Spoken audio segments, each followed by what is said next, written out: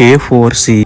Hannah బహు దుఃఖాక్రాంతురాలై వచ్చి యెహోవా సన్నిధిని ప్రార్థన చేయొచ్చు.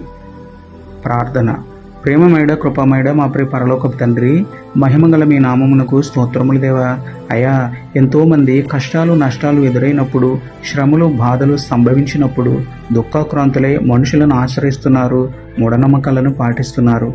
ఈరోజు వారందరినీ జ్ఞాపకం చేసుకోండి నాయనా. మేము దుఃఖాక్రాంతులమైనప్పుడు, బాధ వేదన కలిగినప్పుడు లోకమును అనుసరింపక హన్నా వలె మీ మందిరమునకు వెళ్ళి విశ్వాసంతో ప్రార్థించి మీ నుండి జవాబు పొందుకునే బుద్ధి జ్ఞానమును అనుగ్రహించండి తండ్రి. మీ ఆజ్ఞలను పాటిస్తూ మీకు మహిమకరంగా జీవిస్తూ మా దుఃఖమును సంతోషంగా మార్చుకునే పరిశుద్ధ జీవితాన్ని మాకు ఇవ్వమని వేడుకుంటూ, మా కన్నీటిని నాట్యముగా మార్చే కరుణామయుడైన మీకే స్తుతులు చెల్లించుకుంటూ, నమ్ముట నీ వలననైతే నమ్మువానికి సమస్తమును సాధ్యమే అన్న విశ్వాసంతో యేసయ్య పరిశుద్ధ నామములో ప్రార్థించి పొందుకున్నాము పరమ తండ్రి. ఆమేన్.